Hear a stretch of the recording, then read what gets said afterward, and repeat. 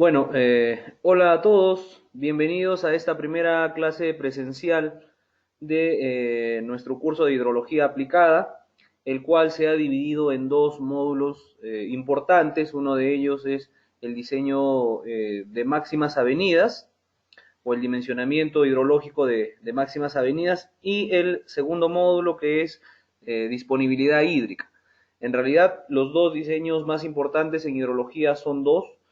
Uno de ellos es para determinar el caudal máximo, que nos va a servir para dimensionar nuestras estructuras, vertederos, estructura hidráulica, y el otro diseño hidrológico, que vendría a ser para cuantificar, ¿no? Qué cantidad de agua yo tengo pues en una fuente, en un río.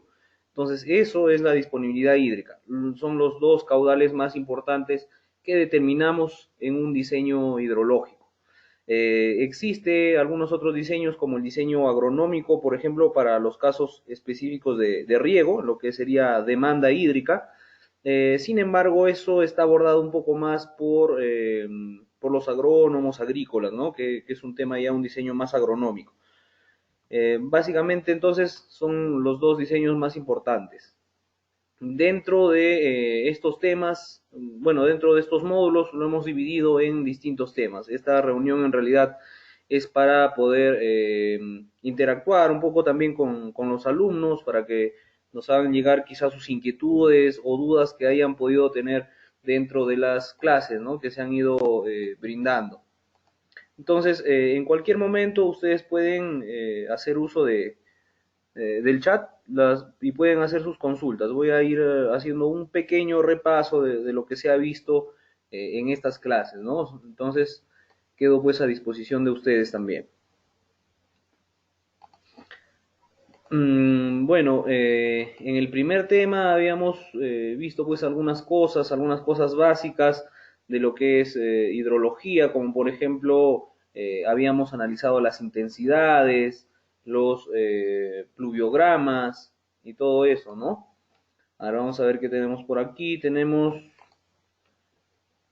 Em, tenemos el análisis de los pluviogramas. Bueno, lo que les comentaba, ¿no? A ver, para la parte de caudales máximos es muy importante, cuando trabajamos con intensidades, obtenerlas de una buena fuente. Y la mejor fuente para obtener intensidades son las bandas pluviográficas. Estas bandas pluviográficas nos dan el comportamiento real de una precipitación. Entonces, como hemos explicado, la metodología consiste en buscar las tormentas más grandes que se hayan dado en una estación y analizar las intensidades, ¿no? Por ejemplo, en la figura que les estoy mostrando acá, podemos ver fuertes pendientes, ¿no? En realidad, la intensidad sería como una pendiente en esta gráfica, ¿no? Tenemos precipitación y tiempo. Entonces, en base a ello, mientras más vertical sea esta precipitación o esta gráfica, vamos a tener intensidades mayores. Y esas son las intensidades pues que generan los caudales pico o los caudales máximos. Entonces, por eso hemos partido de este tema, que son el análisis de los pluviogramas, ¿no? Ok, como les decía, si tuviesen consultas o comentarios al respecto, lo pueden hacer en cualquier momento.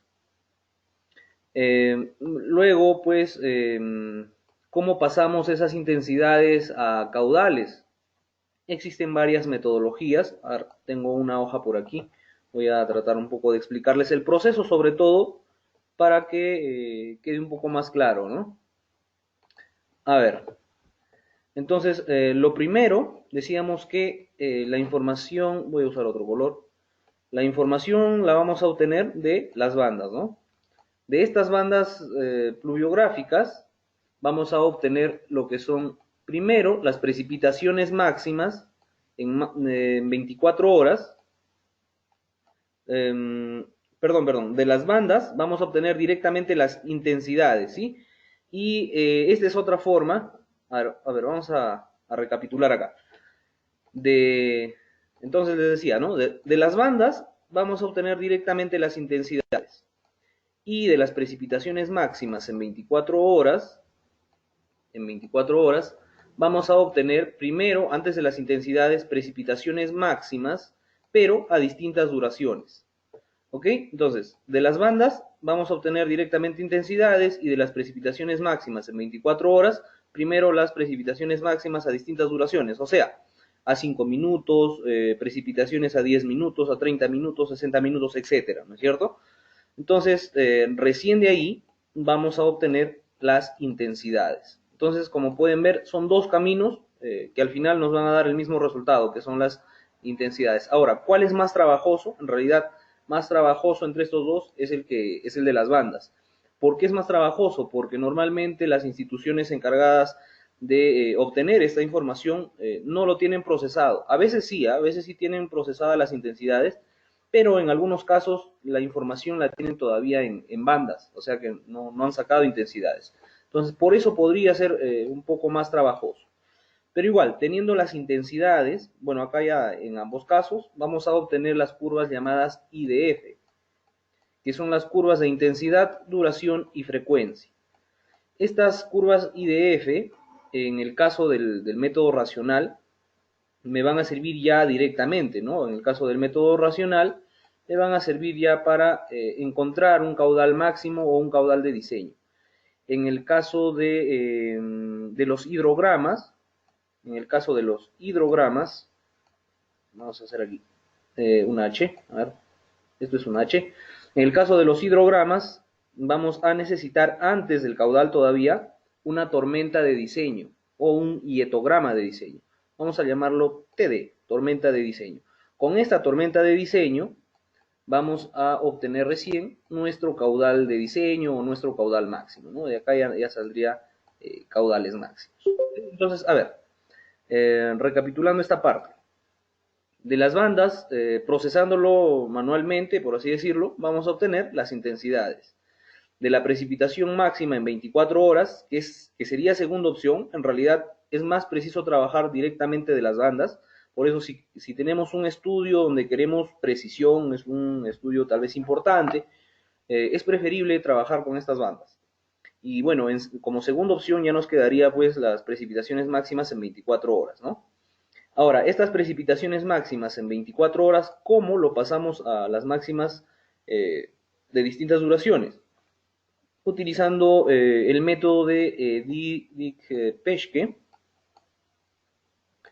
Es el nombre, es uno de los más conocidos, donde tiene una pequeña expresión. ¿Sí? Lo pueden encontrar en el Manual de Hidrología, Hidráulica y Drenaje del Ministerio de Transportes y Comunicaciones. Entonces, ahí tenemos esa expresión para pasar estas precipitaciones máximas en 24 horas a precipitaciones en distintas duraciones. Luego, teniendo ya estas precipitaciones a 5 o 10 minutos, esas mismas precipitaciones las vamos a pasar a intensidades. Ahora, este paso ya es muy sencillo. ¿Por qué? Porque teniendo la precipitación ya lista para pasar a intensidades, solamente hay que dividirlo entre el tiempo, ¿no? Si tengo la precipitación a 5 minutos, hay que dividirlo en ese tiempo, ¿no? En horas, lógicamente. Y tendría las intensidades. De estas curvas IDF, para utilizarlo en el método racional, también sería ya de manera directa.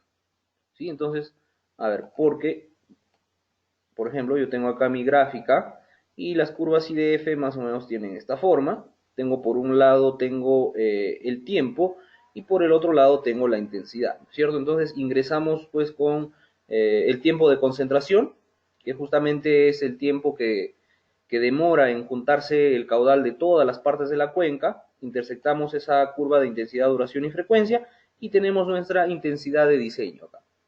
¿Ok? Entonces, con eso, teniendo ya nuestra intensidad de diseño, aplicaríamos el método racional y tendríamos nuestro caudal de diseño. Ahora, las limitaciones del método racional hay que tomarlas en cuenta. Este método ha sido generado para áreas muy pequeñas. En realidad, este método ha surgido para drenaje pluvial hace muchísimos años y tiene algunos coeficientes que engloban muchísimas cosas. Es bastante práctico, sí, pero los resultados para utilizarlo hay que tener mucho criterio, ¿no? Y luego tenemos por otro lado los hidrogramas, que son una serie de metodologías, por así decirlo, que transforman una precipitación o una tormenta de diseño, en este caso, y lo convierten pues a caudales, ¿no? Dentro de estos hietogramas tenemos el triangular del SCS, tenemos el de Snyder, el de Clark y hay muchísimos más. Esos son los más conocidos. pero hay muchísimos más. Ok, entonces hay que tener en cuenta también las observaciones de cada metodología, de cada hidrograma, porque por ejemplo el hidrograma triangular solamente es recomendable para áreas menores a 30 kilómetros cuadrados. ¿Sí? El racional hablamos de menores a 10 o 13 kilómetros cuadrados, el triangular menores a 30 kilómetros cuadrados, y los siguientes sí ya son, tienen un rango de áreas mucho más grande. Y luego la tormenta de diseño, que es fácil ya de construirlo, y finalmente tendríamos los caudales, ¿no? Básicamente, este es el proceso aquí de todo el diseño hidrológico hasta llegar a nuestros caudales de diseño. Ahora, comentar, ¿no? ¿Dónde ingresa aquí el periodo de retorno? Como saben, el periodo de retorno es el tiempo en el que se va a repetir un cierto evento máximo. En este caso específicamente un evento máximo. A veces se usa también para diseño de sequías, por ejemplo. También se usan periodos de retorno. Pero en este caso específico vamos a hablar de tiempo de retorno para máximas avenidas. En este caso, para las IDF, de las intensidades, para armar las IDF, va a estar afectada por un periodo de retorno. A ver, voy a utilizar otro color. En este caso voy a usar rojo acá. De estas primeras intensidades vamos a ajustar, perdón por la caligrafía, por la caligrafía no es muy buena aquí mi pizarrón. Bueno, estas intensidades vamos a ajustar a un modelo probabilístico. Esos modelos probabilísticos, ¿cuáles son? Son Gumbel, Pearson, exponencial, normal, log normal, etc. Hay muchísimos modelos. ¿Sí? De igual manera, esta intensidad, antes de pasarlo también a las curvas IDF, igual vamos a ajustar a un modelo probabilístico. Ok, entonces, una vez que se ha ajustado a algún modelo probabilístico, a veces se ajustan a varios modelos, se recomienda utilizar el que se ajuste más, o el más recomendable en estos casos para eventos máximos es el modelo Gumbel. ¿Por qué? Porque este es un modelo que ha sido creado específicamente para este tipo de eventos, ¿no? El modelo, bueno, Gumbel, ¿no? Se escribe así. Y en realidad, pero como les digo, podrían utilizar cualquier modelo. A ver, ¿a qué me refiero con que se ajuste a un modelo? A ver, vamos a suponer que es el modelo Gumbel, ¿no? Una vez que se tiene ese modelo Gumbel, recién vamos a tener prácticamente un pronóstico de intensidades a largo plazo. Vamos a hablar de 20 años, 30 años. Esos 30 años viene a ser el periodo de retorno. ¿De dónde saco yo el periodo de retorno? Se ha estudiado ya, este periodo de retorno es un factor muy importante. ¿Por qué? Porque de esto depende el tamaño que va a tener mi estructura. Porque no es lo mismo diseñar, pues, por ejemplo, una captación en un río con un periodo de retorno de 30 años, no es lo mismo que una captación en el mismo río con un periodo de retorno de 200 años, por ejemplo, ¿no? Entonces, con 30 años me va a salir pues una estructura normal o pequeña, por ejemplo, pero una estructura con un periodo de retorno de 200 años me va a salir una estructura muy grande. ¿Ok? Entonces, ¿de dónde sacamos estos periodos de retorno? Hemos visto varios criterios, lo vamos a revisar más adelante un poquito más acerca de esto porque es muy importante. Sí, pero en este caso solamente les estoy comentando, ¿no? Muy bien, entonces con este periodo de retorno vamos a realizar prácticamente un pronóstico de intensidades para esa cantidad de años, ¿no? Y con eso, en realidad, vamos a graficar nada más nuestras curvas IDF. Lo mismo sucede por este lado, que son ambas metodologías aquí. ¿Ok? Muy bien, entonces, a ver, sobre el ajuste, nosotros tenemos una serie de datos por aquí, no sé, 10 años, 15 años, 20 años, ya sea de intensidades o de precipitaciones máximas en distintas duraciones, por ejemplo. Entonces, esa serie de datos, a ver, voy a tratar de hacer otra grafiquita por acá. Esa serie de datos que yo tengo de intensidades va a tener un comportamiento, ¿sí? De los datos observados, ¿sí? De estos datos yo tengo una gráfica de comportamiento. Entonces, lo que vamos a medir o el ajuste que se va a medir va a hacer que se parezca pues a un modelo determinado, ¿no? Por ejemplo, que tenga casi la misma forma. Ahora, pero no lo vamos a determinar visualmente, sino que para eso se hace justamente una prueba de bondad y ajuste. Estas pruebas de bondad y ajuste nos van a medir qué tanto se parecen los datos históricos con el comportamiento del modelo determinado, ya sea Gumbel, Pearson o etcétera, ¿no? Cualquier modelo escogido.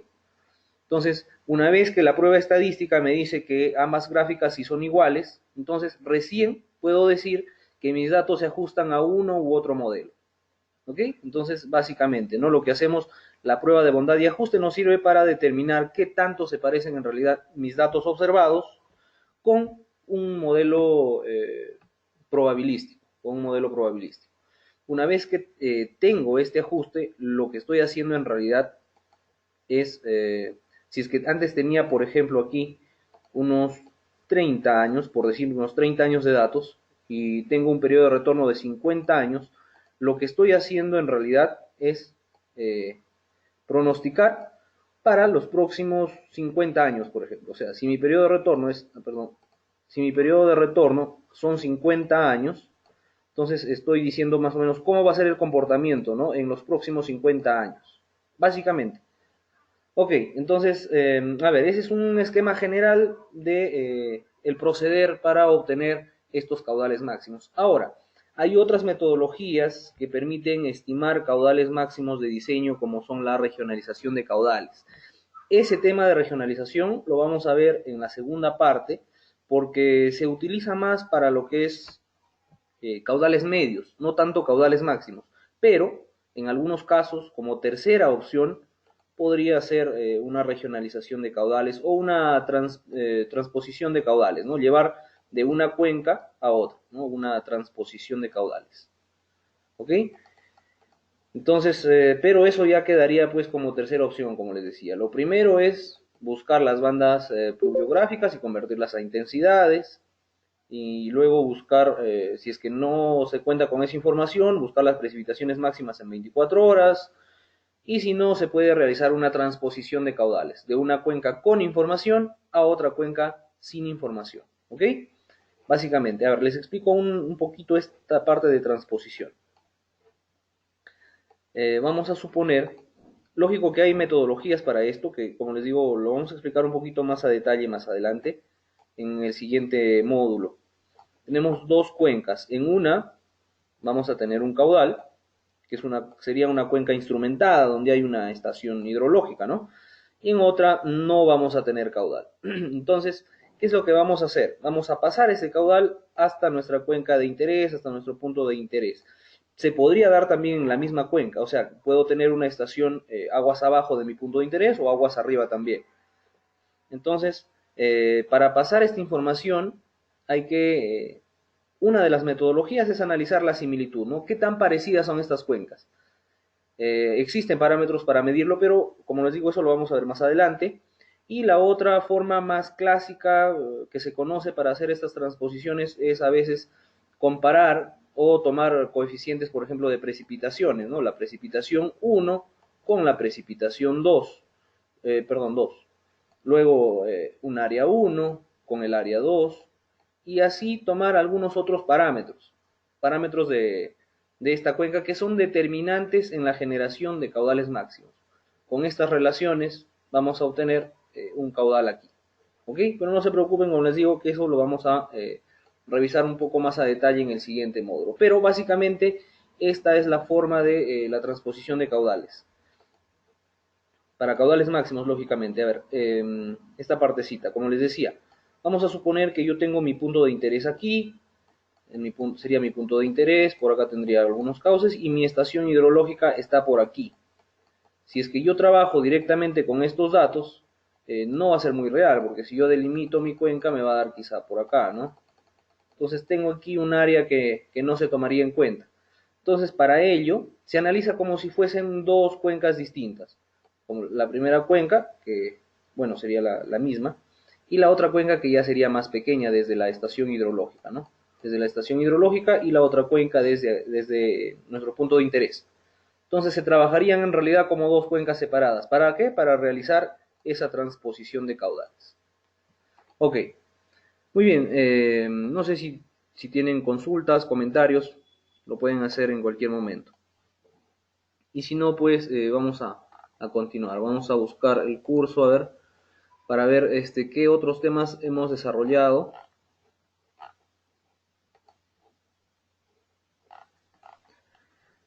A ver, el análisis de los pluviogramas, conversión de precipitaciones máximas 24 horas a intensidades, lo que les comentaba, evaluación del periodo de retorno. Ok, más importante incluso que el ajuste de los modelos probabilísticos es este tema. Entonces vamos a comentar un poco acerca del periodo de retorno. Como les decía, el periodo de retorno es un factor muy importante porque me va a determinar el tamaño de mi estructura. Ahora, ¿qué criterios vamos a tomar? Acá se les ha mostrado tres metodologías, perdón, muy básicas, y existiría el cuarto método, que sería las recomendaciones, ¿no? Existen autores o investigadores que han hecho recomendaciones. Otro aspecto importante aquí también es tener en cuenta la normativa. Según el tipo de proyecto que vayamos a utilizar, a veces existen recomendaciones, como por ejemplo en drenaje pluvial. Para los que son de Perú, por ejemplo, en el Ministerio de Transportes y Comunicaciones tiene pues sus normas la OS 060, por ejemplo. La OS 060, que es específicamente para drenaje pluvial. Ahí, en el anexo de hidrología, recomienda algunos periodos de retorno. Para los que no son de Perú, de igual manera tienen su normativa. En su normativa tienen algunas recomendaciones según el tipo de proyecto que estemos desarrollando. Entonces, como les decía, para drenes primarios, son entre 20 y 25 años, me parece. Para drenes secundarios, 10 años. Para cunetas son 2 a 5 años, más o menos. Van por ahí. Entonces, es importante tener en cuenta la normativa. Ahora, por ejemplo, para el caso de puentes, según el Ministerio de Transportes, los periodos de retorno a considerar son dos. Hay que tener en cuenta eso. O sea, vamos a encontrar al final dos caudales de diseño para lo que son drenaje en carreteras. Que uno de ellos es para dimensionar la altura del puente, o sea, claro, la altura del puente, el galivo, que es el periodo de retorno que nosotros podamos obtener de estas metodologías, y el otro es un periodo de retorno para la socavación. O sea que para dimensionar el puente utilizo el caudal de un periodo de retorno. Para dimensionar la socavación voy a utilizar el caudal de otro periodo de retorno, de un periodo de retorno mayor. En Perú, el periodo mínimo de retorno aceptado es 500 años para socavación, por ejemplo. ¿Sí? Y mientras que para el dimensionamiento del puente también ahí depende ya de muchos factores, como por ejemplo la densidad vehicular, las dimensiones que tenga ese puente o la importancia que tenga ese puente o en qué tipo de vía se va a construir, por ejemplo. Si es que es quizá de una vía de la red nacional o quizás es solamente una pequeña carretera o algo así, o un camino vecinal, por ejemplo, no sé. Entonces depende a ello, ya se le da un periodo de retorno. Ok, entonces es importante tener en cuenta la normativa. A ver, estos ejemplos ya se ha visto en la parte práctica. Estas son algunas de las metodologías, que en realidad son cuatro, como pueden ver. Una es una aproximación empírica en base a los datos que hemos tenido, utilizando una pequeña fórmula, que es la fórmula de Weibull conocida. Luego, la segunda, que es tal vez la más utilizada, es el análisis de riesgo. Vamos a ver el análisis de riesgo. Para esta metodología se utiliza una pequeña expresión que está en función vamos a ver, acá, que está en función de un riesgo de falla y del periodo de vida útil de la estructura. El riesgo de falla en realidad es un riesgo hidrológico, no es un riesgo de rotura tal vez de la estructura, sino es un riesgo de que se vaya a presentar esa máxima avenida, la que nosotros necesitamos. Entonces, por eso asumimos a veces riesgos de 20%, por ejemplo. Entonces, a eso nos referimos con este riesgo. Y luego la vida útil de la estructura depende pues de muchos factores también, como por ejemplo del material que vamos a utilizar. Si es una estructura, por ejemplo, de concreto armado, lógico que va a durar más. Si es una de un concreto tal vez ciclopio, de un concreto simple, o quizá es una captación pequeña de mampostería, por ejemplo. ¿Ok? Entonces, en base a ello, vamos a determinar un tiempo de vida útil, que existen también, lógicamente, algunas recomendaciones. Entonces, teniendo el riesgo de falla y teniendo la vida útil de la estructura, vamos a obtener un caudal de diseño. ¿Dónde está aquí o cuál es lo más importante en esta metodología? Es esto, es este riesgo de falla. Porque de acá va a depender este valor, ¿no? Del tiempo de retorno. No es lo mismo un periodo de retorno cuando yo asumo un riesgo de 5% que un periodo de retorno cuando yo asumo un 40%, por ejemplo. Es un ejemplo, no solo para que se note la diferencia.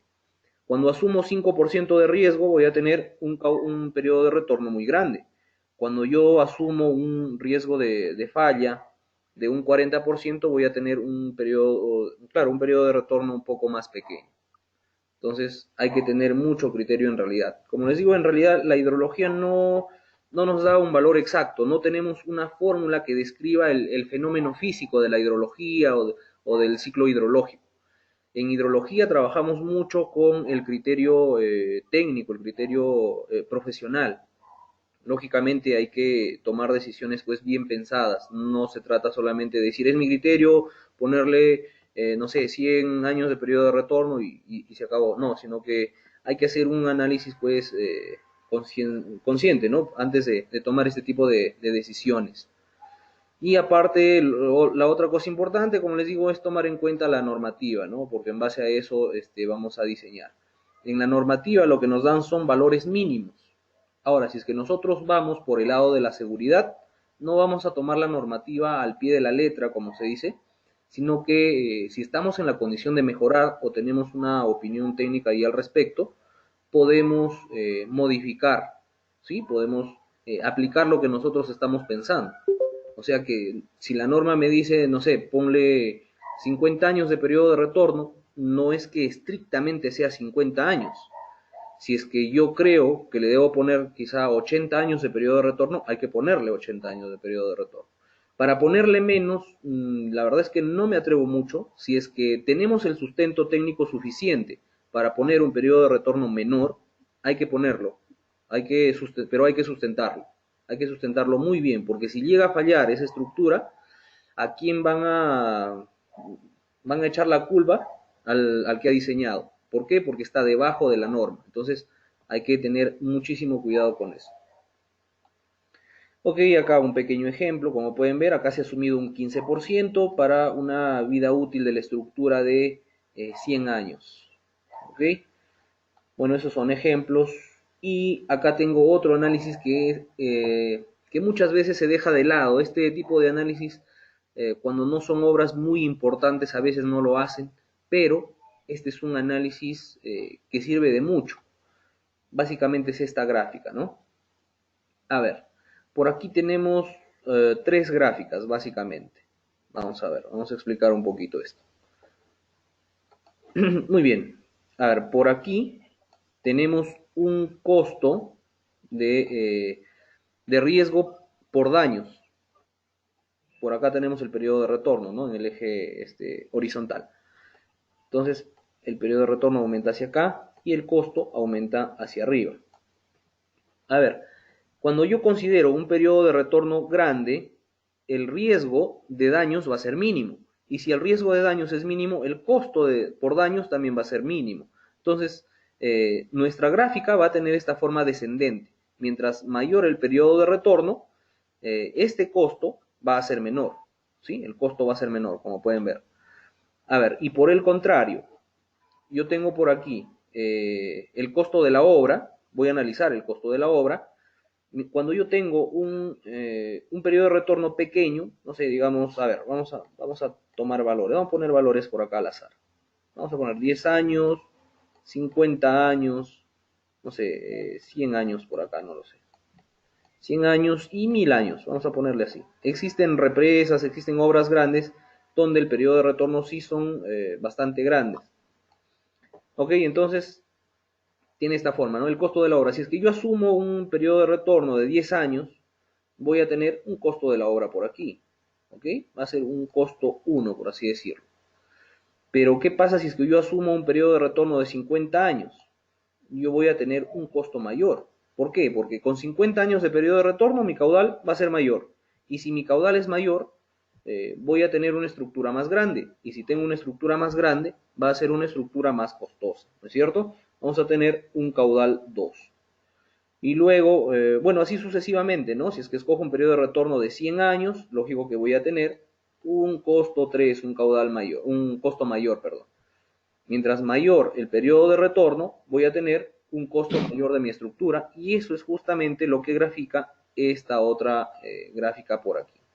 Ahora, la metodología nos dice que hay que sumar ambas gráficas, ya voy a borrar esto, hay que sumar estas gráficas, a ver, en este caso sería este valor del costo con el otro valor aquí.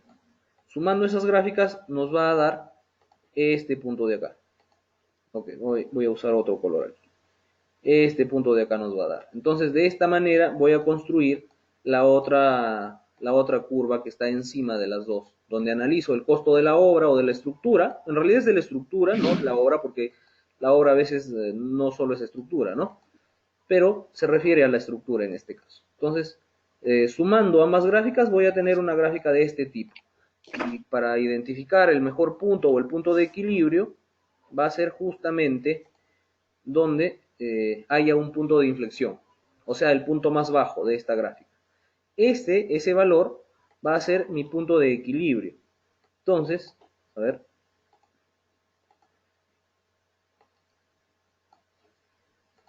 este punto va a ser mi periodo de retorno óptimo. ¿Ok? Entonces, este es el periodo de retorno donde donde la estructura no me va a salir ni muy cara, ni voy a correr un riesgo por daños, ¿no? O sea, no corro el riesgo de que el próximo año venga una avenida y se lleve mi estructura. Entonces, como pueden ver, este es un análisis hidroeconómico, que, bueno, así se le ha llamado, ¿no? Básicamente. Entonces, acá tengo un punto de equilibrio, básicamente, entre lo económico y lo técnico. Lo que pasa es que en muchos casos el profesional puede tener la voluntad de ir por el lado de la seguridad, por ejemplo, y darle pues un factor de seguridad importante.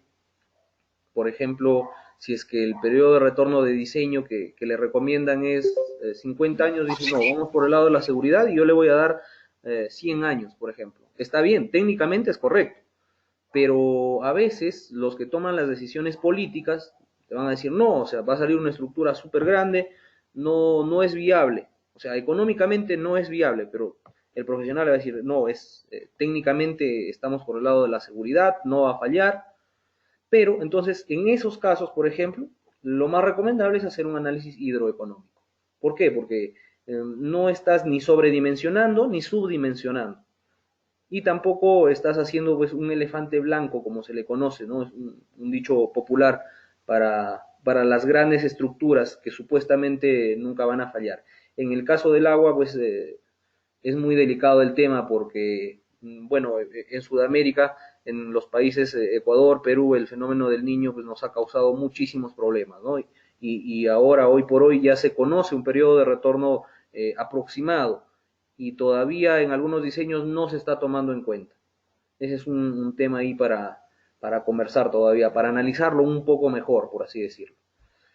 Muy bien, entonces, básicamente esta es la otra metodología del análisis hidroeconómico. Muy bien, no sé si tuviesen consultas, por favor. Ok, entonces, como les decía, este tema del periodo de retorno es sumamente importante.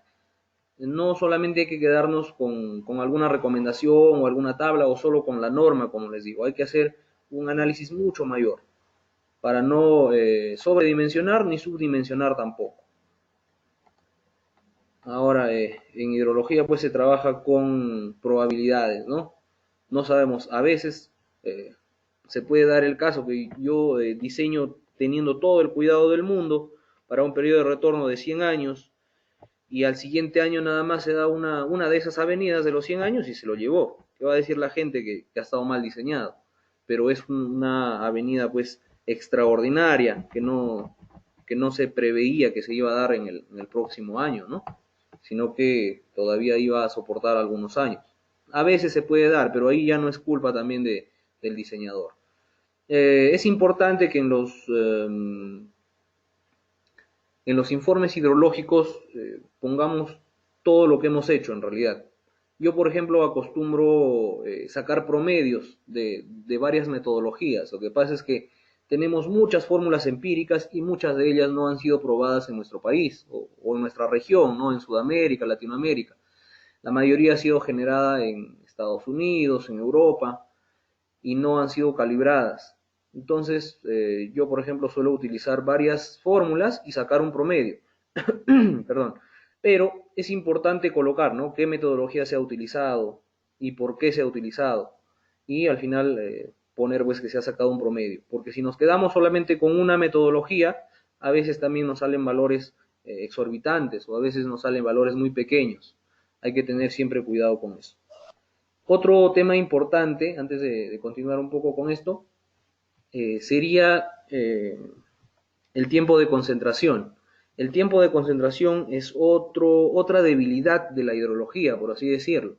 Existen muchísimas expresiones, existen muchísimas, tal vez unas 20 de las más conocidas en hidrología para determinar tiempos de concentración y existe mucha variación entre ellas. Entonces, si es que se ha realizado, por ejemplo, alguna investigación en la zona, es preferible utilizar una expresión que se haya generado en una investigación local que utilizar a veces una fórmula del extranjero. ¿Por qué? Porque esas fórmulas han sido generadas para condiciones específicas de la región donde ha sido creada y a veces lo utilizamos indiscriminadamente. Lo recomendable ahí también es sacar un promedio, utilizar unas 3, 4 fórmulas, hasta 5 las que se pueda, las que cumplan esas condiciones de pendiente, algunas ponen como condición, ¿no? Entre esta fórmula se puede utilizar para tal pendiente, entre tal y tal pendiente, por ejemplo. Entonces, hay que fijarnos siempre en eso también, ¿no? Y obtener finalmente un promedio. Ok. Bueno, lo demás, el ajuste a los modelos probabilísticos, ya les comenté un poco, pueden utilizar Excel, Hidroesta, Hidrognomon, existen muchos otros softwares, hay que tener en cuenta siempre que los softwares son solamente herramientas, a veces la hidrología no es utilizar un software, hay que tener presente eso, el software solamente es como una calculadora que me va a procesar los datos que yo le ingrese. El que sabe hidrología es el profesional, el software es solamente una calculadora o es una ayuda, una herramienta nada más. Luego tenemos la construcción de las curvas IDF, que ya también les expliqué más o menos cuál es el procedimiento, la construcción del dietograma de diseño. Esto es básicamente la construcción de una tormenta de diseño, ¿no? Se ha visto el bloque alterno, que es el más utilizado, es ampliamente utilizado, pero esto puede cambiar si es que se tienen bandas. Si es que se tienen bandas pluviográficas, como les estaba mostrando, le podemos dar la forma real. O sea, teniendo a partir de nuestras intensidades, por así decirlo, podemos darle la forma de nuestra tormenta de diseño, la forma de una tormenta real. Y con eso quedaría listo pues nuestro hietograma de diseño.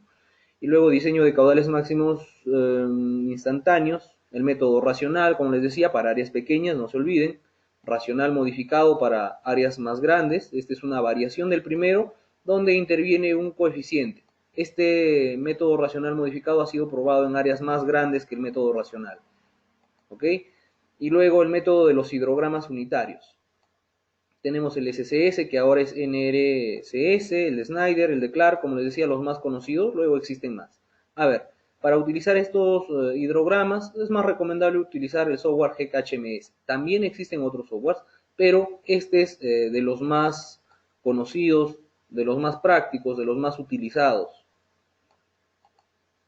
Y finalmente el tránsito de avenidas. Esto también es importante. Cuando se tienen datos confiables, es importante realizar este tránsito de avenidas. Puede ser tránsito de avenidas en los mismos cauces o puede ser en reservorios, por ejemplo, o sea, para represas. A ver, les explico un poquito esto último y con esto terminaríamos. A ver, ¿a qué se refiere el tránsito de avenidas? Vamos a hacer con un reservorio primero. Tengo esto un corte longitudinal y tengo por aquí, perdón, una represa, ¿ok? Bueno, es el esquema de una represa, ¿no? Muy bien, entonces este caudal de entrada que vendría a ser en realidad la entrada o el input al reservorio no va a ser igual al caudal que yo tengo de salida, ¿no? El input, output. ¿Ok? Entonces, ¿qué va a pasar acá? Si es que yo tengo un caudal, por ejemplo, ¿no? de 100 metros cúbicos, acá en la masa de agua se da el efecto llamado de atenuación de la onda cinemática, atenuación de la onda de caudal. ¿Por qué? Por ejemplo, la entrada yo puedo tener así hasta los 100 metros cúbicos por segundo y la salida no va a tener la misma forma. Normalmente tiene esta forma, que quizás sea pues unos 70 metros cúbicos nada más. O sea, si es que en este punto, antes del reservorio, tengo un pico máximo de 100 metros cúbicos, a la salida del reservorio ya no voy a tener los 100. ¿Qué pasó? Voy a tener solamente como caudal máximo los 70 metros cúbicos. Pero dirán, ¿qué pasó? No? Lo que pasa es que en el área que se tiene acá de este reservorio, yo voy a tener una atenuación de la onda. Ahora, el volumen que entra, ese sí va a ser igual al volumen que sale. Entonces, ¿cuál es la diferencia acá? La diferencia es que acá este pico máximo puede durar, por ejemplo, 1 hora y este pico máximo de salida puede durar 2 o 3 horas. O sea, en realidad el volumen es el mismo. Lo único que cambia es el pico máximo. Como entrada era 100, como salida 70, por ejemplo, ¿no? Y eso, como les digo, ¿qué pasa acá? Que sucede una laminación en todo el embalse. ¿Sí? Existe aquí una laminación. Entonces, o sea, sobre la superficie de la represa o del reservorio, tengo una capacidad de almacenamiento. Entonces, ese volumen de agua se va a ir soltando, pero ya de manera más controlada, más pequeña, ¿no? que, que la entrada que yo tenía. Ahora, ¿qué es el tránsito de avenidas a través de cauces? Bueno, este es el caso de un reservorio, de una represa, ¿no? A través de cauces en realidad es lo mismo, es prácticamente lo mismo, con la pequeña diferencia que ya no hablamos pues eh, de una represa, sino el mismo cauce también se comporta como una represa. Este es un corte de un cauce, ¿ok? Ahí. Entonces, este sería el fondo del cauce y este sería pues en realidad la altura o el tirante de agua. Entonces, al ingresar en un punto determinado, un caudal máximo, que igual, que podría ser 100, por ejemplo, en este punto, sobre la superficie de ese mismo cauce, que puede tener, no sé, 10 metros de ancho, por ejemplo, sobre esa superficie tiene una capacidad de atenuación de la onda también de entrada y quizá a la salida ya no tenga un pico máximo de 100, sino pueda tener solamente un pico máximo de 90, por ejemplo. Aquí la atenuación es un poco menor que en un reservorio, pero de todas maneras tengo un valor menor. ¿Ok? Entonces, el caudal 1 ya no va a ser igual al caudal 2. Básicamente ese es el efecto de esto pues que se llama, ¿no? la atenuación de la onda. Entonces, para ello existen varias metodologías, por ejemplo, la onda cinemática, masking and canch, entre otras, ¿no? Existen varias. Muy bien. Entonces, básicamente es eso. Como les digo, este análisis de la atenuación de la onda sería bueno realizarlo cuando se tienen buenos datos de entrada. O sea, si es que yo estoy seguro que aquí hay 100 metros cúbicos, si es que estoy muy seguro, puedo analizarlo de esta manera, puedo aplicar ahí la atenuación de la onda y voy a determinar o diseñar con este caudal. No con 100 porque sobredimensionaría un poco, pero con los 90 sí. Pero ¿qué pasa si es que yo estoy un poco dudoso o estos caudales lo he generado pues de una manera no tan confiable o de manera indirecta? Es mejor considerar que llegan los mismos 100 metros cúbicos. ¿Por qué? Porque no son datos tan confiables. ¿Sí?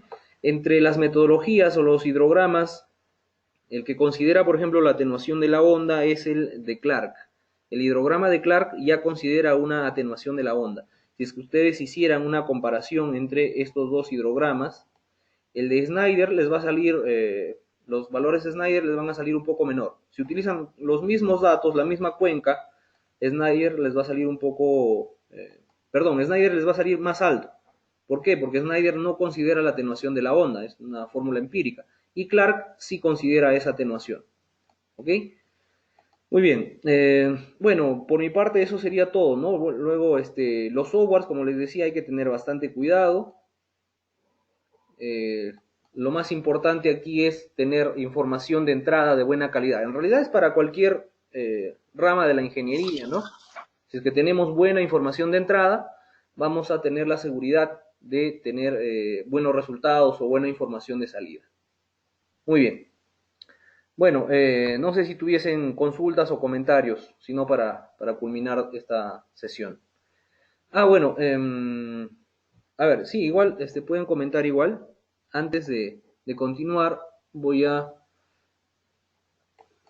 vamos a revisar la primera tarea para que pongan en práctica sus conocimientos. En realidad, esto no es con el objetivo eh, de poner malas notas o eso, sino que es con el objetivo de que ustedes puedan poner en práctica lo que han visto, lo que han leído o lo que se les ha explicado, ¿no?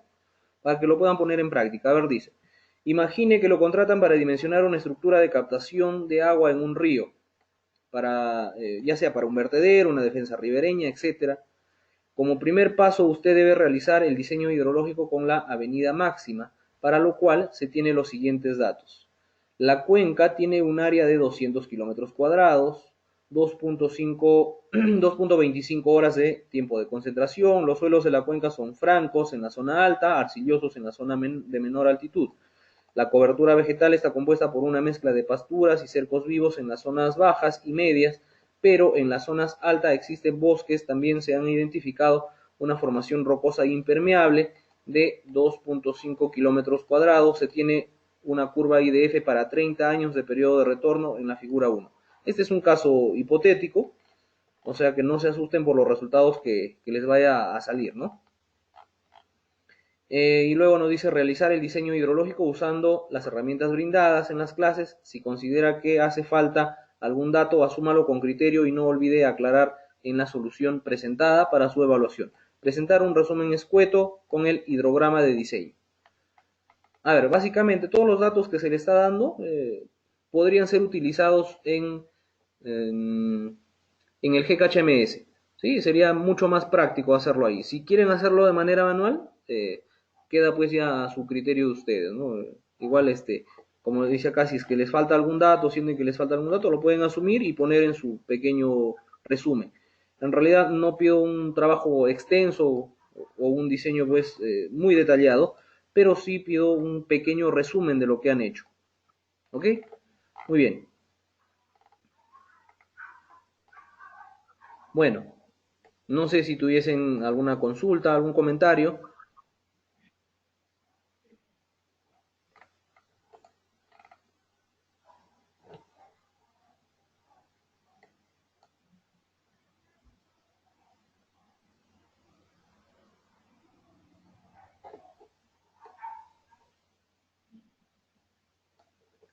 Bueno, a ver, antes de culminar, pueden utilizar el chat para responder o para hacer las preguntas. Quisiera saber, por ejemplo, qué profesión tienen ustedes, quizá agrícolas, civiles, para conocernos un poquito acerca de los compañeros, ¿no? A ver, hay un comentario, dice, ingeniero, buenas noches, ¿a partir de cuántos kilómetros puedo modelar con GEC HMS? GKHMS es recomendable para utilizar los hidrogramas unitarios, ¿no? Desde el SCS, o sea que a partir de los 30 kilómetros cuadrados. Para áreas menores también funciona, pero para áreas menores es mucho más fácil utilizar un método racional. Y para áreas pequeñas también. Pero igual, o sea, en realidad no tiene límites el GKHMS. O sea que no nos hagamos mucho problema con eso. Y luego, más las áreas en realidad no depende tanto del software, sino de la metodología utilizada, como les decía. Dentro de GHMS está el hidrograma, pues el triangular, el de Clark, el de Snyder, y existen ahí varios otros hidrogramas que también lo pueden revisar. Ok, bueno, Bueno, si no tuviesen más consultas, por mi parte estaríamos culminando, ¿no? Ya se les ha hecho llegar también la tarea y si no se les va a activar y tienen 15 días para poder presentar el desarrollo de esta tarea. Bueno, señores, les agradezco su atención y ya nos estaremos escuchando en la próxima clase en vivo. Que tengan una buena noche.